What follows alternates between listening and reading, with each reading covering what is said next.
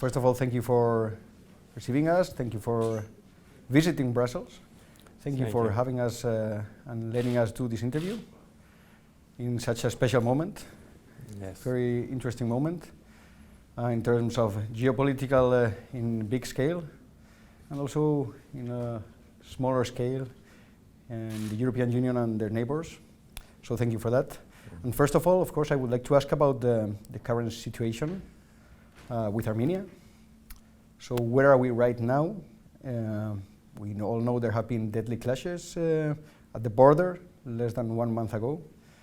And both sides, of course, claim responsibility. It's not on their side, but on the others. So I would like to know, what has happened in these last events, and where are we right now? It's more than 1 year passed since the war ended, and in general, situation is relatively stable. If we talk about area of responsibility of the Russian peacekeeping forces in the area of Karabakh, situation is more stable than on the border between Armenia and Azerbaijan. And the reason is that Armenia, unfortunately, did not put down the attempts to take revenge. The loss in the Second Karabakh War was very painful for them. It was absolutely demolishing the ideological grounds, the propaganda for almost 30 years about the unbeatable army, about their strength, about the bravery of the soldiers and commanders. Because during the 44 days war, Armenian army was totally destroyed, and they had to sign Capitulation Act on November 10 last year, actually agreeing to give back the territories which we did not manage to recapture during the 44 days war. And therefore, the signs of revanchism is visible in Armenian society, in the political spectrum. Therefore, understanding that in the area where the Russian peacekeepers are serving, it is not possible. They're trying to make provocations, military provocations, on the state border. Another issue is that the state border between Azerbaijan and Armenia was not identified, because the occupation of that part of Azerbaijan was taking place in the beginning of the 90s, right after the restoration of independence of both countries. Therefore, physically and politically, it was not possible to demarcate and delimitate the border. Therefore, when the Second Karabakh War ended last November, the climatic situation in that part of the area was different from other parts. It's a high mountains and it was full of snow. So the snow started to melt in May this year. As soon as it happened, Azerbaijani forces were moving towards the state border and took the positions on the state border based on our understanding where this border is going. So that was the story, and unfortunately Armenia started to make claims that Azerbaijan is interfering into Armenians' territory without any grounds.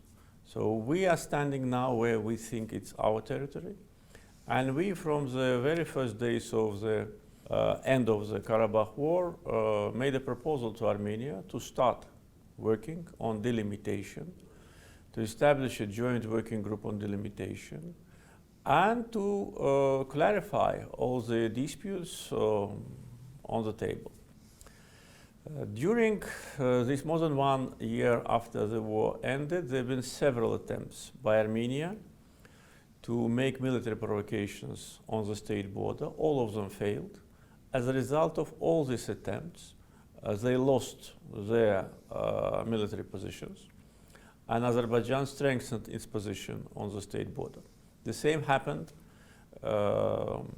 last month, when they deliberately provoked Azerbaijani forces, and it lasted several days, and during the first days there was no shooting, just Azerbaijani soldiers, explained them that it's not their territory, they have to leave, and they left. But they started to launch artillery attacks on us, and we had several victims and several wounded. Now situation is stable. We did not plan anything ourselves, otherwise we wouldn't have stopped. The clash on 16th of November lasted less than 1 day. It started in the morning and ended at around 6, 7 p.m.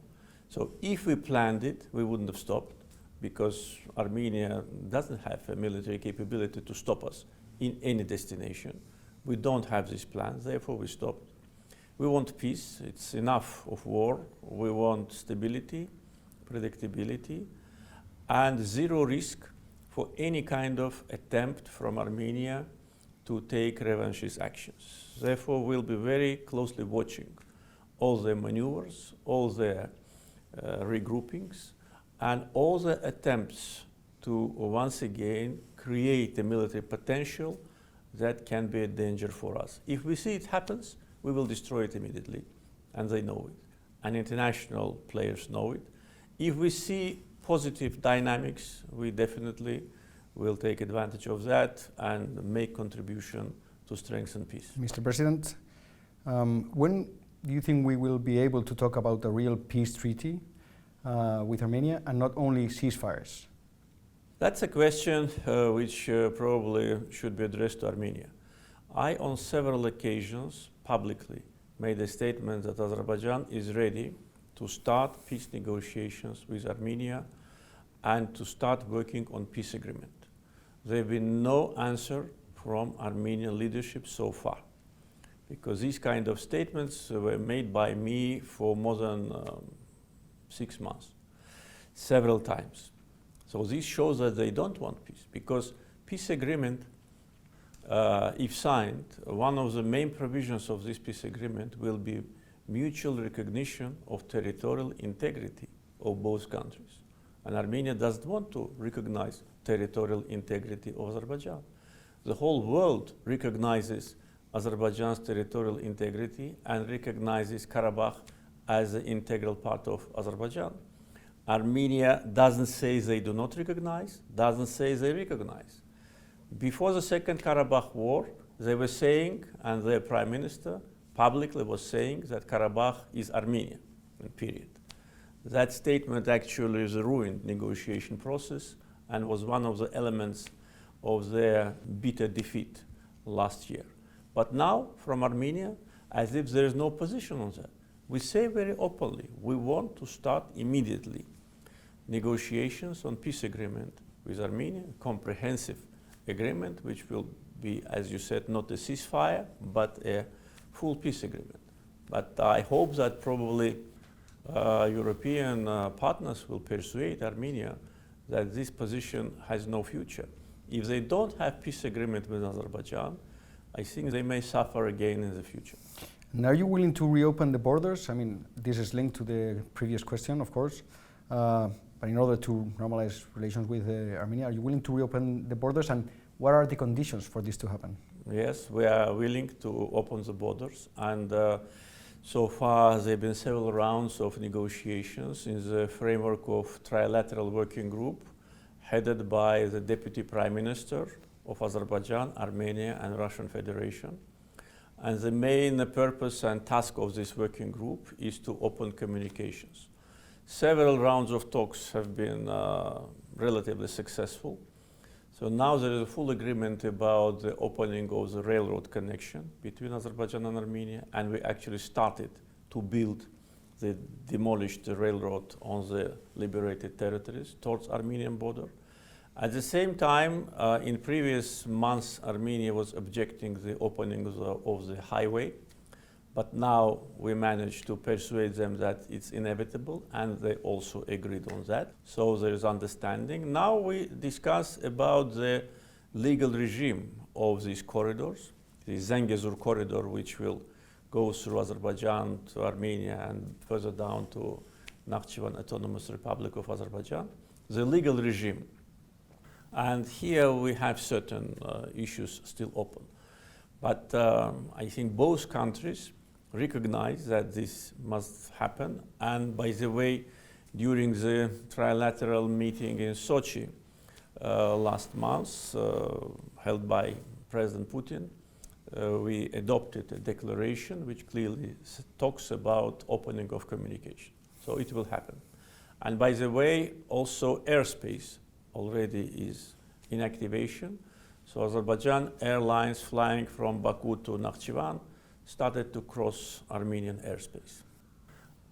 So when the meeting with the Armenian Prime Minister was announced here in Brussels, the statement from the EU side said the intention was to try to find ways of overcoming tensions for a prosperous and stable South Caucasus. Of course, I was thinking of this rail and autoroute connection via Armenia. But I don't know, what can we expect from this meeting here in Brussels? Well, it's difficult to say because we have to see what will be the result of the meeting, which will take later today. But we in Azerbaijan highly appreciate the activity of European Commission and personally President of European Council, Mr. Charles Michel, who contributing a lot to creation ground for normalization of relations between Azerbaijan and Armenia. President Michel's visit this summer to the region was very productive, and by the way, his initiative to establish a direct link between defense ministers of both countries also is working. So now this channel of communications already is efficient. So this clearly demonstrates the willingness and readiness of European Commission to facilitate in creation a stable environment in the Southern Caucasus and in the future to facilitate the establishment of the trilateral format of interaction between three Southern Caucasian countries. Azerbaijan's position is absolutely open and clear. We want peace, we don't want war. We won the war, we are the winners, and this reality should be taken into account. Nagorno-Karabakh conflict has been resolved. There is no return to any kind of discussions about so-called status of Nagorno-Karabakh or something of that. We resolved it ourselves by force and by political means. We implemented UN Security Council resolutions unilaterally after 27 years as they have been adopted. And this is a new reality which must be taken into account by Armenia in the first place. Because as far as we see the development of post-war situation, the main international actors already accepted the new reality and are trying to build the future based on this new reality. Armenia should refrain from any kind of hostile actions against Azerbaijan, should refrain from territorial claims to Azerbaijan, because I said a couple of times that we have much historical grounds to have territorial claims to Armenia, and to work on peace agreement and to comply with normal behavior in 21st century. We are neighbors anyway. None of us is going to fly away to another planet. Therefore, we must learn to live side by side and slowly, step by step, preparing grounds for normalization of relations, including people-to-people contacts. We openly said that we are ready for that, but so far we don't receive any positive sign from Armenia. It seems to me that in Armenia, the internal situation and, as I said before, the frustration and, mildly speaking, disappointment after the loss in the war created a kind of a psychological trauma in their society because of exaggerated expectations and unrealistic assessment of their military and political potential. Therefore, for the government of Armenia, it's important to lead the process of normalization, not to be behind the public opinion, which was based on cultivation of hatred against Azerbaijanis, to lead the public opinion, to make very important steps to persuade the people that the only way for Armenia to develop is to normalize relations with Azerbaijan, to normalize relations with Turkey, to become a neighbor, a normal neighbor, not a hostile neighbor, and to refrain from territorial claims. So I think that if this formula is accepted by Armenian government and political elite, we have chance for progress. But as far as we are concerned, our position is straightforward. I several times articulated that, and publicly, and once again I'm saying that we want peace, we want stability, security, and a prosperous future for the Caucasus. In what way would you say this EU-driven contact here in Brussels differs from the last meeting in Sochi? And I mean, it looks much like a lot of the work has been already done, guided by Mr. Putin. So what would you say? This is the what are the differences of the contacts over here in Brussels? Frankly speaking, I don't see any differences because I see the genuine desire of Russia and European Union to help to normalize relations between two countries. Otherwise, they wouldn't spend time with us and spend hours in these negotiations. And Russia and the EU are one of the main international actors. There's a lot of things for them to do, a very broad agenda, if they spend time and efforts, and not once, but regularly, to convene with leaders of Azerbaijan and Armenia to discuss these issues. That means that the genuine desire is to help, and we appreciate that. And we don't see any kind of rivalry here, though some may think that the kind of a certain competition, not at all. As far as we're concerned, we see that these efforts are complementary. These efforts can support the peace process. And also I know that there have been interaction between President Putin and President Michel discussing many issues, including issues related to relations between Azerbaijan and Armenia. So I think that these efforts of international community, of institutions and countries which are interested in long-lasting peace may result in something very positive. Because after so many years of occupation and hostility, international players definitely should support the process. And also, if Armenia agrees to engage with us in elaborating the peace treaty, of course we'll need the international expertise. We'll need international partners which will help us to formulate the chapters, to formulate the basic principles, and to find a solution. So my expectations are related to this. Of course, everything will depend on how the today's meeting, trilateral meeting, will go. But our position is clear. We came here to strengthen positive dynamics. A recent declaration of the International Court of Justice asks your government to take necessary measures to prevent the incitement and promotion, I'm reading literally, and promotion of racial hatred and discrimination targeted at persons of Armenian national or ethnic origin, and also to protect from violence and bodily harm all persons captured in relation to the 2020 conflict who remain in detention, and ensure their security and equality before the law. I would like to ask you what measures have been taken in this direction to address the situation? First of all, I'd like to say that International Court also issued a preliminary assessment based on our case against Armenia, and I would say that the decision so far made by this institution is balanced. So if you read what is recommended to Armenia, you will probably see much more accurate and much more insisting wordings. But as far as we are concerned, in Azerbaijan, our state policy is aimed at normalization of relations.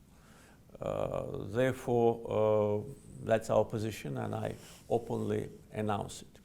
With respect to public opinion, one should understand that for almost 30 years, Armenia on the occupied territories committed a cultural genocide against Azerbaijani cultural heritage. Our cities and villages are leveled to ground. There have been thousands of international visitors, including journalists from Europe and other parts of the world, who saw with their own eyes what they've done to our historical monuments, to our cities and villages. Agdam does not exist, Fizuli does not exist. Totally leveled to ground, and that was done not during the First Karabakh War, but that was done during the years of occupation, deliberate demolishing of all the buildings, and destruction of our religious monuments. 65 out of 67 mosques have been totally destroyed.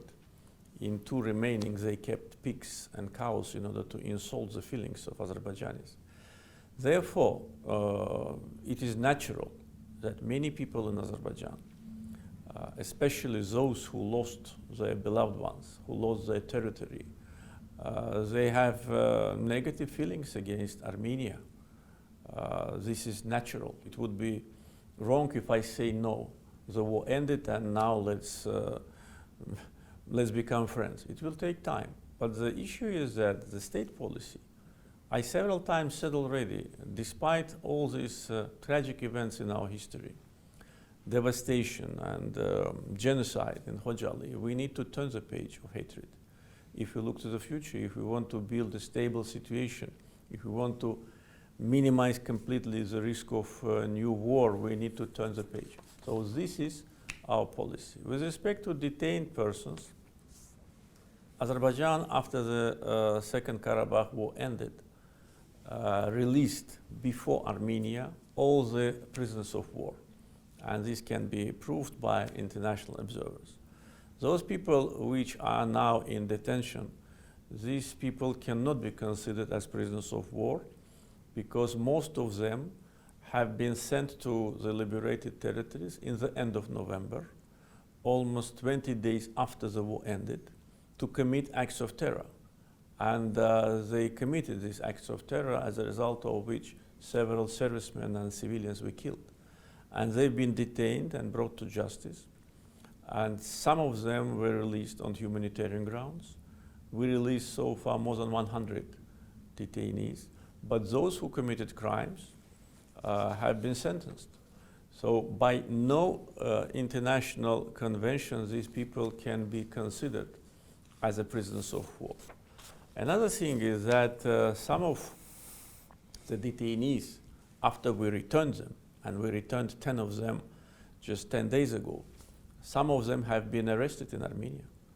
And this is a very serious signal to us, to these people, to their relatives.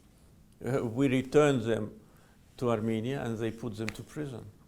And probably they will torture them. They have very tough practice because what our hostages tell about the terrible time they spent in Armenian prison shows that these people will be suffering a very hard tortures.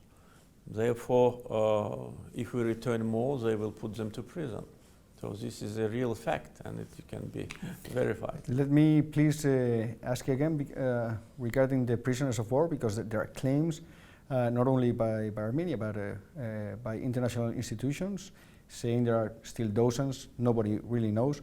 There was this recent exchange of prisoners of war for mine maps in your territory. And I would like to know if there is a list of people, and if you are willing to share that list of people that have been detained.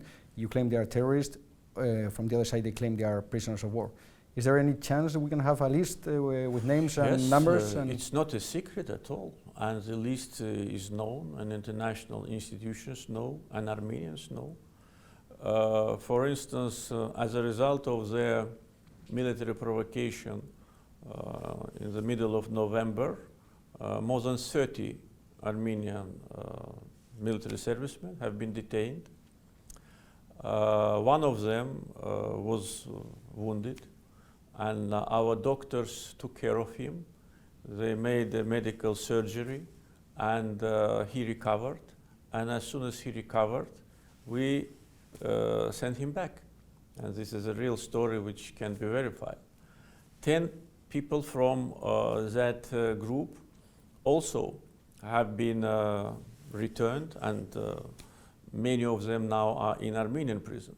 So they've been something more than 30 detained Armenian military servicemen as a result of Armenian provocation in November, and 40 or maybe 41, 42 as a result of the military provocation in last November. So we do not hide the number.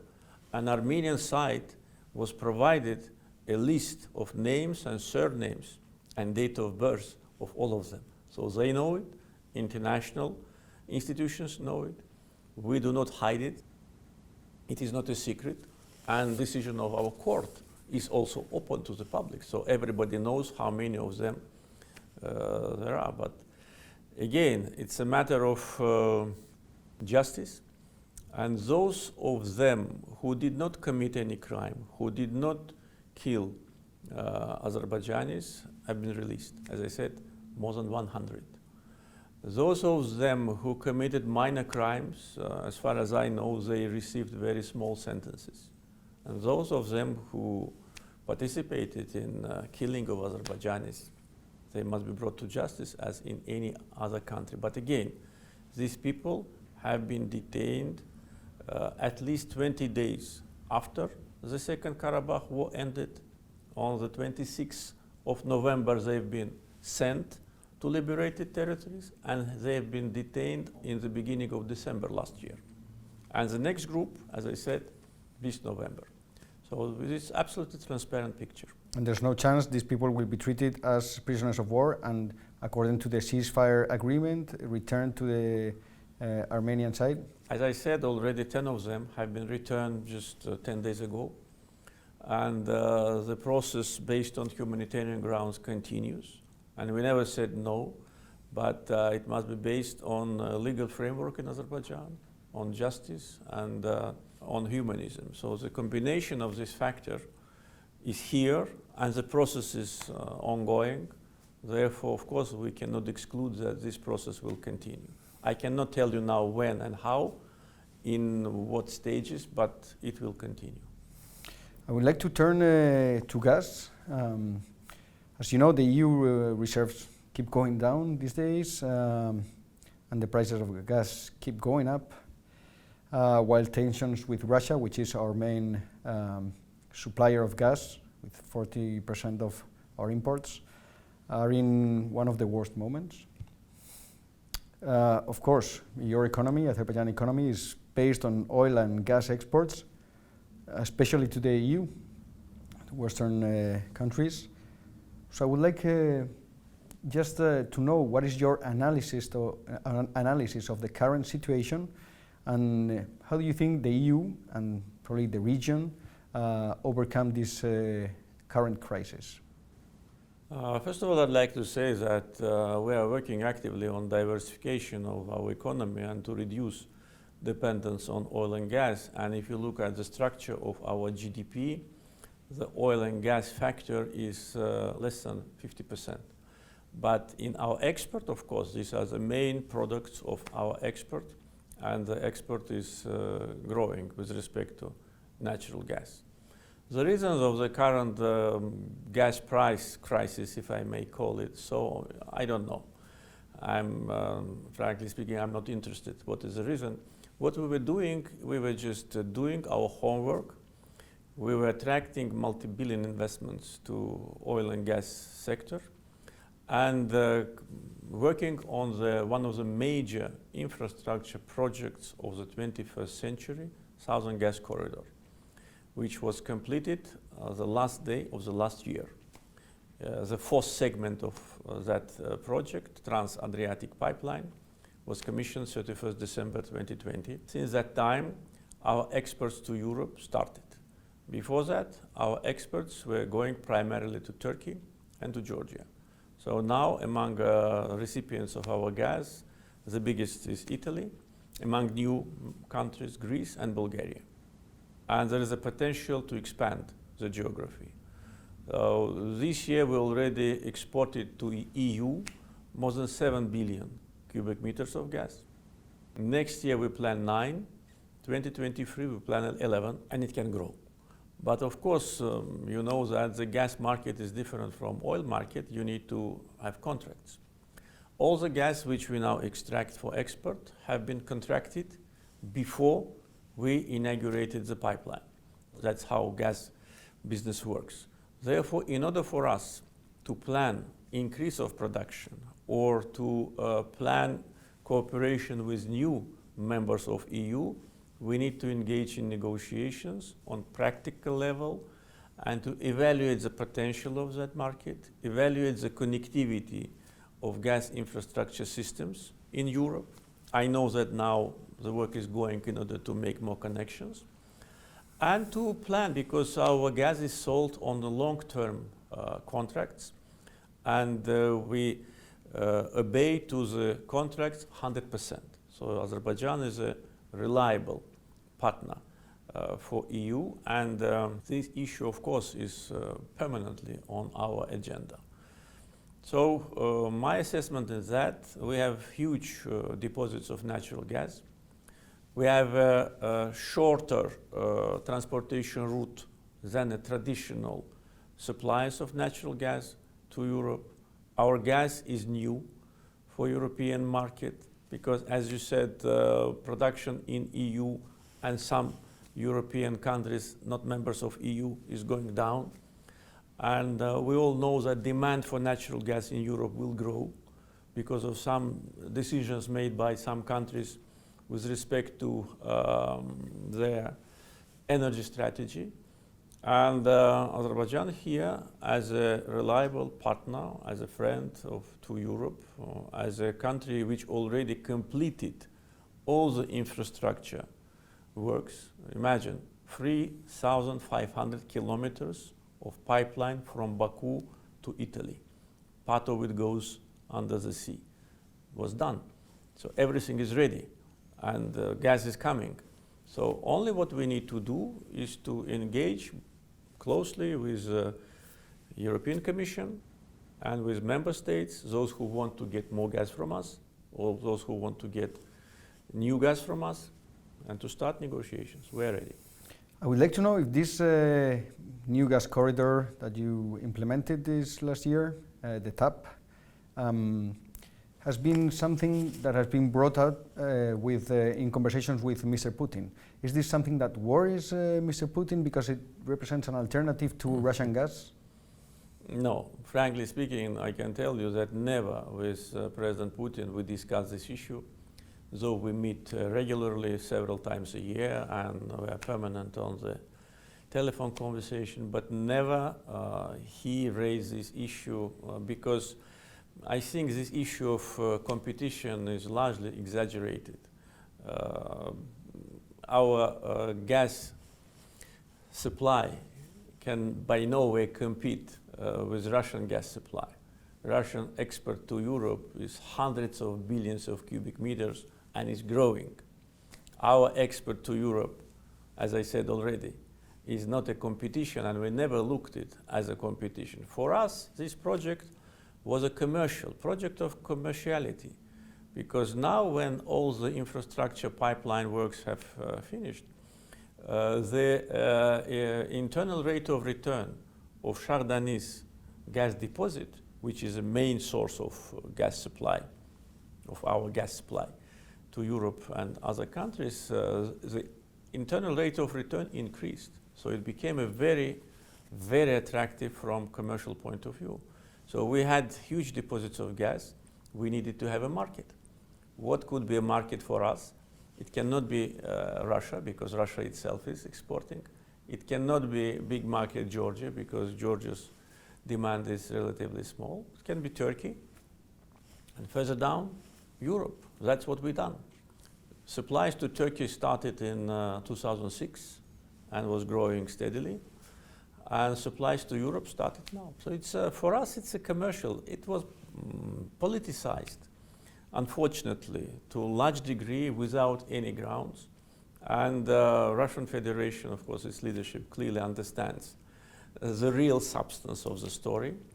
Our gas is nowhere alternative. It's just additional supply, and which is demanded, which is needed for consumers. For instance, now our gas makes about 20% of Turkish demand, close to 90% of Georgian demand, and by the time we increase the supply to EU, we'll also make a substantial part if in EU some member states demand. I would like to do a final question about drones. They were very important on your side in the war with Armenia, and I would like to know your assessment about that. And if I'm correct, you have drones with technology from Israel and Turkey, and I would like to know if those drones will be now sold to the world or something like that. Is it like you have gathered, I mean, you have the possibility to make them, produce them on your own and resell them to the world? Is the world interested in that? Is it, I mean, in the end, it's a reflection around modern warfare and how drones have become essential part of these modern wars. Yes, it's a general assessment by international military specialists that Azerbaijan conducted the war of 21st century. No one before us conducted the war in such a way. It was not only drones, it was a very accurate reconnaissance. It was integration of, as you said, drones from both countries, Turkish and Israeli. Israeli drones, we have surveillance drones and the kamikaze drones. Turkish drones, we have surveillance drones and fighter drones. And to integrate this in a single military operation, of course, was not easy. The same with our air defense system. We have air defense system of Israel, air defense system of Russia, S-300. We have air defense book. So to integrate this air defense was a serious target, and by efficient use of air defense, we protected us from big tragedy, because Armenia was launching the ballistic missiles against us and destroying sleeping cities. And the city of Ganja several times suffered an attack by Scud missiles, and they were targeted to destroy the living compounds. They used Iskander-M ballistic missiles, which they used the last day to destroy Shusha. There was not a one. Therefore, many of these missiles were intercepted by our air defense. So air defense, drones, artillery. The drones were giving target to artillery. It's not a secret any longer that in the first days of war we were using the small light airplanes for discovery of the Armenian air defense system. The pilot was just jumping out, and the small plane, for agriculture purposes, these planes are being used. We're going to the positions, and Armenian air defense was discovering itself by attacking this useless target, and then we were destroying the Armenian air defense. So combination of these factors, plus first is motivation and courage of our soldiers and officers who sacrificed their lives. Almost 3,000 Azerbaijanis died for their motherland. All these factors played a decisive role in the victory in a very difficult geographical conditions, because we had to climb to the mountains. In the conditions where Armenian for almost 30 years created 6 lines of fortifications, mines. Only after war we have almost 200 people killed or injured on the landmines. And of course, all that created the grounds for our victory. And with respect to the drones, we are continuing to purchase them. After the war ended, we signed new contracts to buy new modifications. And at the same time, we are also, as you said, producing the surveillance drones, not fighter and not kamikaze. And these drones are available for the market. Azerbaijan exports its military products to more than 30 countries. And we have already developed a military industrial complex which produces our basic needs. And we continue that because, as I said, there is still a threat of Armenian revanchism. There is still a threat of destabilization. So we must be always ready to defend our borders. Has the result of the war increased interest in your warfare products? Yes, of course. That and also interest in our experience, because we've been approached already by several countries which want to learn our experience, how we did it. And, but again, as a commander-in-chief who was from the first until the last day of the war in charge, I can tell you that it will be difficult to explain how we did it, because you need to feel it. Because we were suffering from occupation, from humiliation, from arrogance of Armenians for almost 30 years. They were sitting on our lands, destroying our lands, claiming that this land belongs to them, contradicting all the basic international organizations' documents, United Nations Security Council, OSCE, Council of Europe, European Parliament. All of them adopted resolutions supporting us.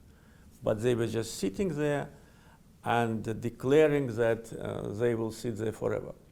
So motivation and spirit were the main factors of our victory, and courage. This was a matter of national dignity and national pride.